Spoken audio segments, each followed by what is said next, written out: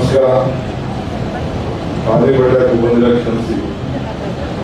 ಎಕ್ಸಮಿಟ್ ಹೋಗಿದ್ದು ನಾನು, ಮುಖ್ಯಮಂತ್ರಿಗಳು. ವೇದಿಕೆ ಮೇಲೆ ರಾಜ್ಯದ ಗೌರವಾನ್ವಿತ ಮುಖ್ಯಮಂತ್ರಿಗಳಂತ ಸಿದ್ದರಾಮಯ್ಯ ಸಾಹೇಬ್ರೆ, ಮಾಜಿ ಮುಖ್ಯಮಂತ್ರಿಗಳಂತ ವೀರಭದ್ರಯ್ಯ ಸಾಹೇಬ್ರೆ, ಪಕ್ಷದ ಹಿರಿಯ ಮುಖಂಡರಂತ ಹರಿಪ್ರಸಾದ್ ಅವರೇ, ಕೆ ಎಚ್ ಮುನಿಯಪ್ಪ ಅವರೇ, ಸಲೀಂ ಅವರೇ, ರಾಣಿ ಸತೀಶ್ ಅವರೇ, ಡಿ ಸಿ ಚಂದ್ರಶೇಖರ್ ಅವರೇ, ನಮ್ಮ ACC ಸೆಕ್ರೆಟರಿ ಸೂರಜ್ ಹೆಗಡೆ ಅವರೇ, ಪರಮೇಶ್ವರ್ ನಾಯಕ್ ಅವರೇ, ವಿಜಯ ನಾಯಕ್ ಅವರೇ, ನಜೀರ್ ಅಹಮದ್ ಅವರೇ, ನಮ್ಮ ಮಹಿಳಾ ಕಾಂಗ್ರೆಸ್ನ ಅಧ್ಯಕ್ಷರಾದ ಸೌಮ್ಯ ರೆಡ್ಡಿ ಅವರೇ, ಎಲ್ಲ KPCC ಎಲ್ಲ ಪದಾಧಿಕಾರಿಗಳೇ, 5 ಜನಕ್ಕೆ ನಮ್ಮ ಮಹಿಳಾ ಕಾಂಗ್ರೆಸ್ ಅವರು ಇವತ್ತು ಪ್ರಶಸ್ತಿಯನ್ನ ಕೊಡ್ತಾ ಇದ್ದೀವಿ ಅಂತ ಹೇಳಿ ಬಂದು ಚರ್ಚೆ ಮಾಡಿದ್ರು. ಪ್ರಶಸ್ತಿಗೆ ಪಾತ್ರವಾದಂತ ಎಲ್ಲ ಗೌರವಾನ್ವಿತ ಪ್ರಶಸ್ತಿಗೆ ಅರ್ಹರೇ, ಎಲ್ಲ ಕಾರ್ಯಕರ್ತರುಗಳೇ, ಬಂಧುಗಳೇ, ಸ್ನೇಹಿತರು, ವಿಶೇಷವಾದಂತಹ ದಿನ ಇಂದಿರಾ ಗಾಂಧಿಯವರ ಜನ್ಮದಿನ. ಈಗ ತಾನೇ ನಾನು ಮುಖ್ಯಮಂತ್ರಿಗಳು ವಿಧಾನಸೌಧದಲ್ಲಿ ಸರ್ಕಾರ ಪರವಾಗಿ ದೇಶದ ಐಕ್ಯತೆ, ಸಮಗ್ರತೆ ಮತ್ತು ಶಾಂತಿಗೋಸ್ಕರ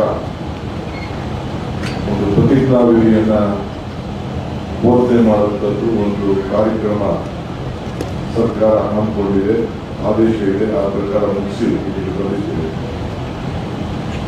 ಇಂದಿರಾ ಗಾಂಧಿಯವರ ಬದುಕಿನಲ್ಲಿ, ಯುಗದಲ್ಲಿ ನಾವೆಲ್ಲ ಬದುಕಿದ್ದೇವೆ ಅನ್ನೋದು ನಮ್ಮೆಲ್ಲರ ಪುಣ್ಯ.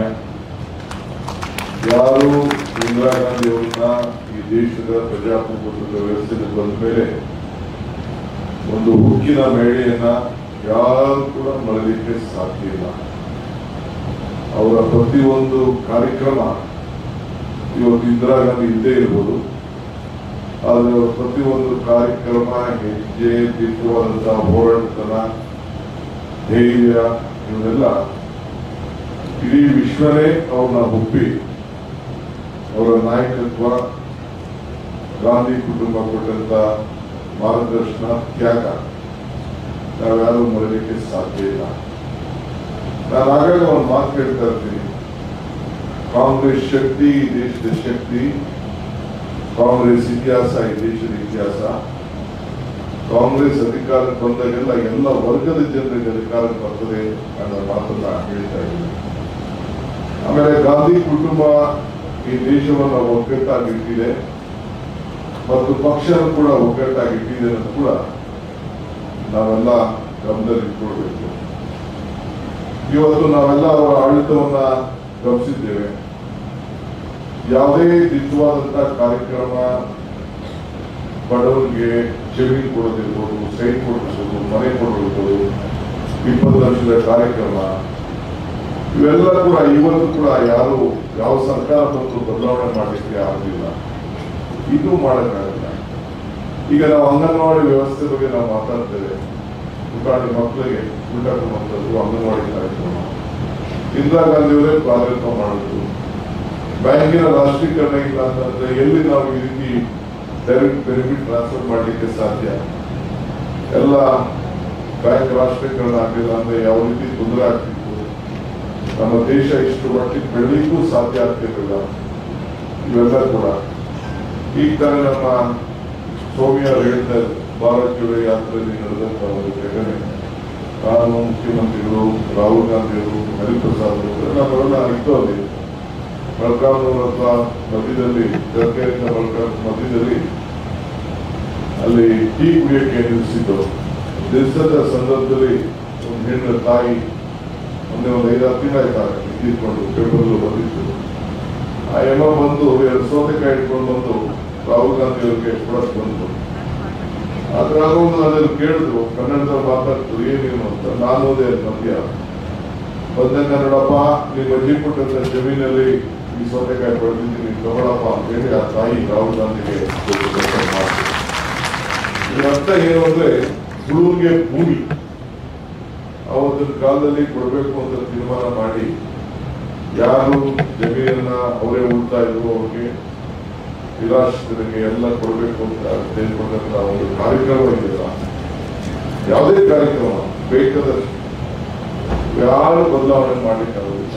ಆಮೇಲೆ ಕಾಂಗ್ರೆಸ್ ಸರ್ಕಾರ, ಯಾವುದೇ ಕಾಂಗ್ರೆಸ್ ಸರ್ಕಾರ, ರಾಜೀವ್ ಗಾಂಧಿ ಕಾಲ ಇರಲಿ, ನರಸಿಂಹರಾಯರ ಕಾಲ ಇರಲಿ, ಮನಮೋಹನ್ ಸಿಂಗ್ ಕಾಲದಲ್ಲಿ ಯಾವುದೇ ಸ್ಕೀಮ್ಗಳನ್ನ ನಾವು ಜವಾಹರ್ಲಾಲ್ ನೆಹರು ಕಾಲದಿಂದ ಹಿಡಿದು ಇವತ್ತು ಕೂಡ ಒಂದು ಕಾರ್ಯಕ್ರಮ ಆಗಲಿ ದಳದ ಅಧಿಕಾರಕ್ಕೆ ಬಂದಿರಲಿ, ಬಿಜೆಪಿ ಅಧಿಕಾರಕ್ಕೆ ಬರಲಿ, ಇದಕ್ಕೂ ಬಂದಿರಲಿ, ಅದನ್ನ ಬದಲಾವಣೆ ಮಾಡುವಂತ ಶಕ್ತಿ ಧೈರ್ಯ ಯಾರಿಗೂ ಬರಲಿಲ್ಲ ಅಂತ ಹೇಳಲಿಕ್ಕೆ ನಾನು ಬಯಸ್ತೇನೆ.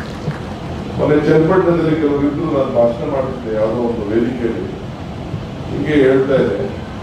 ನಾನು ಹೇಳ್ತಾ ಇದ್ದೆ, ಆಯ್ತಪ್ಪ ಪೆನ್ಷನ್ ಯಾರು ಶುರು ಮಾಡಿದ್ರು, ಓಲ್ಡ್ ಏಜ್ ಪೆನ್ಷನ್ ಶುರು ಮಾಡಿದ್ರು, ಅದಕ್ಕೆ ಒಂದು ಅಜ್ಜಿ ಬುಕ್ಕಿ ಹೇಳ್ತಾ ಇದ್ರು, 40 ರೂಪಾಯಿ ಕೊಡ್ತಾ ಇದ್ರು ಸ್ಟಾರ್ಟಿಂಗ್ ಪೆನ್ಷನ್. ಸೊ ಹಿಂಗೆ ನೆನೆಸ್ಕೊಡ್ತಾ ಇದ್ರು, 40 ರೂಪಾಯಿ ಶುರುವಾಯ್ತು. ಹಂಗೆ ಅವತ್ತಿಂದ ಪೆನ್ಷನ್ ಇವತ್ತು ಎಷ್ಟು ಮಟ್ಟಕ್ಕೆ ಹೋಗಿದೆ. ಈಗ 1100 ರೂಪಾಯಿ ಒಂದು ಪೆನ್ಷನ್ ನಾವು ಕೊಡ್ತಾ ಇದ್ದೀವಿ.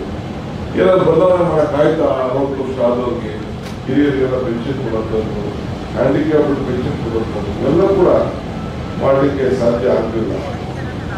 ಇನ್ನ ಬಹಳ ಜನ ನಾಯಕರಿದ್ದಾರೆ. ಇಂದಿರಾ ಗಾಂಧಿ ಅವರ ಪುಸ್ತಕ ಬಿಡುಗಡೆ ಮಾಡ್ತೀನಿ ಅಂತ ಹೇಳಿ ಒಂದು ಮಾತು ಕೊಟ್ಟಿದ್ದಾರೆ. ನಾನು ಎದುರಿಸಬೇಕು, ಪುಸ್ತಕ ಏನೋ ಪ್ರಿಂಟ್ ಮಾಡಿಸಿ ಇಟ್ಬಿಟ್ಟಿದ್ದೀನಿ.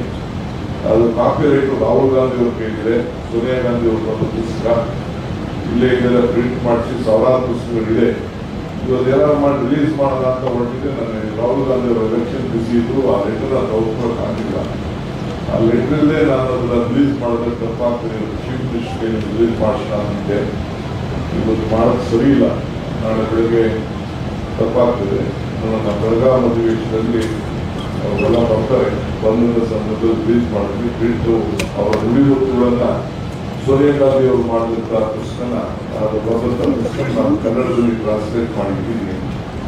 ಅದನ್ನ ಅಲ್ಲಿ ಡಿಸೆಂಬರಲ್ಲಿ 100 ವರ್ಷ ಆಗ್ತದೆ ಗಾಂಧೀಜಿಯವರ ಅಧಿಕಾರ ಜವಾಬ್ದಾರಿ ತೆಗೆದುಕೊಂಡಂಥದ್ದು. ಅಲ್ಲೊಂದು ದೊಡ್ಡ ಸಮಾವೇಶ ನಡೀತದೆ.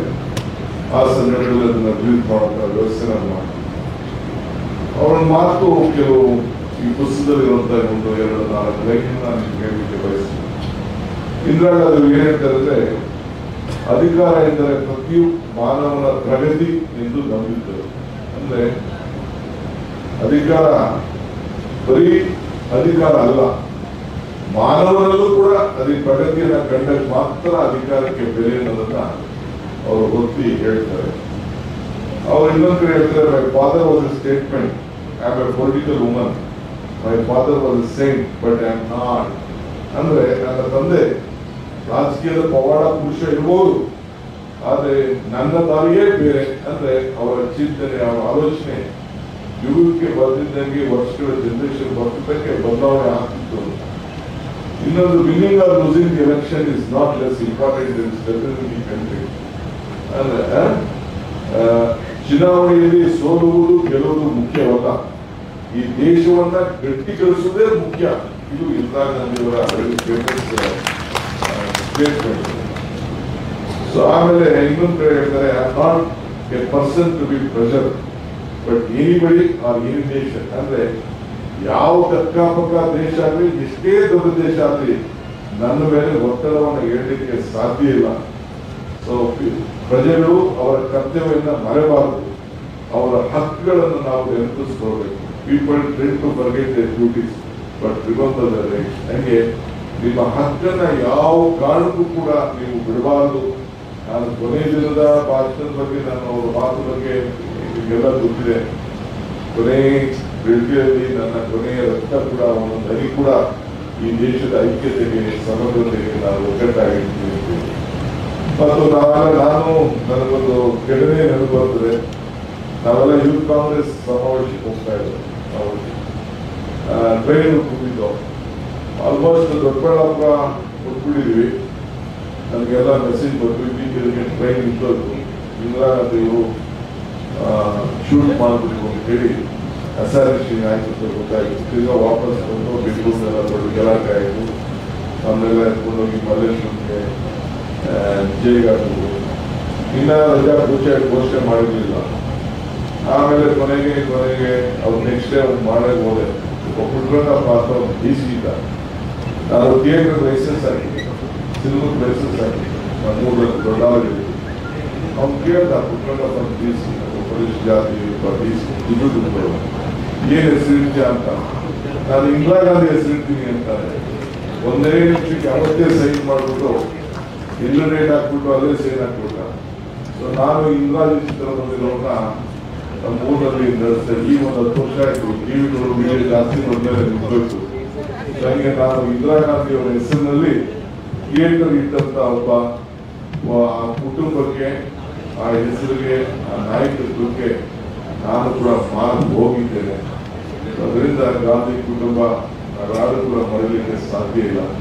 ಖರ್ಗೆ ಸಾಹೇಬ್ರನ್ನು ಕೇಳಿದೆ, ಏನ್ ಬಿಲ್ಡಿಂಗ್ ಇರಬೇಕು ಇದನ್ನ ACC ಅಧ್ಯಕ್ಷ ಈ ಭವನ ಇಂದಿರಾ ಗಾಂಧಿ ಭವನ ಅಂತ ಇರಬೇಕು ಡಿಕೆ ಅಂತ ಹೇಳಿದ್ರು. ಈ ಭವನ ಇಂದಿರಾ ಗಾಂಧಿ ಭವನ ಅಂತ ಈ ಬಿಲ್ಡಿಂಗ್ ಹೆಸರಿಟ್ಟೆ. ಈ ಹಾಲ್ಗೆ ಭಾರತ್ ಜೋಡೋ ಭವನ ಅಂತ ಈ ಹಾಲ್ ಹೆಸರಿಟ್ಟಿತ್ತು. ಹಂಗೆ ನಮಗೂ ಕಾಂಗ್ರೆಸ್ಗೂ ಇಂದಿರಾ ಗಾಂಧಿಗೂ ಇರುವಂತ ಸಂಬಂಧ. ಹಂಗೆ ನೀವು ನಾವೆಲ್ಲ ಇಂದಿರಾ ಗಾಂಧಿಯವರ ನಾಯಕತ್ವ, ಗಾಂಧೀಜಿಯವರ ನಾಯಕತ್ವ, ಕಾಂಗ್ರೆಸ್ ನಾಯಕತ್ವದಲ್ಲಿ ಪಕ್ಷದಲ್ಲಿ ಸದಸ್ಯರಾಗಿ ಸೇವೆ ಮಾಡುವಂತ ಭಾಗ್ಯ ಸಿಕ್ಕಿದೆಯಲ್ಲ, ಇದೇ ನಮ್ಮೆಲ್ಲರ ಪುಣ್ಯ ಅಂತೇಳಿ ನಾನು ಭಾವಿಸ್ಕೊಂಡಿದ್ದೇನೆ. ಉಳಿಸ್ಕೊಳ್ಳೋಣ, ಬೆಳೆಸ್ಕೊಳ್ಳೋಣ, ಧೈರ್ಯಗಿರಿ, ಮುಂದೆ ಹೊಸ ಯೋಜನೆಗಳನ್ನ ಕೊಡ್ತೀವಿ. ಮತ್ತೆ ಈ ರಾಜ್ಯದಲ್ಲಿ ಮತ್ತೆ ಈ ಸರ್ಕಾರನ ಸೋಮೆ ಹೇಳೋದಕ್ಕೆ, ಅಧಿಕಾರ ತರಲಿಕ್ಕೆ ನಮ್ಮ ಹತ್ರ ತಂತ್ರ ಇದೆ, ಮಂತ್ರ ಇದೆ, ಶಕ್ತಿ ಇದೆ, ನಾಯಕತ್ವ ಇದೆ. ಎಲ್ಲ ಒಕ್ಕಟ್ಟಿಂದ ಆಶಾಭಾವನೆಯಿಂದ ಇರಿ. ನಿಮ್ಗೆಲ್ಲ ಭಗವಂತ ಒಳ್ಳೇದು ಮಾಡ್ತಾನೆ ಅನ್ನೋ ಮಾತನ್ನು ಹೇಳಿ ಶುಭ ಹಾರೈಸ್ತೇನೆ. ನಮಸ್ಕಾರ.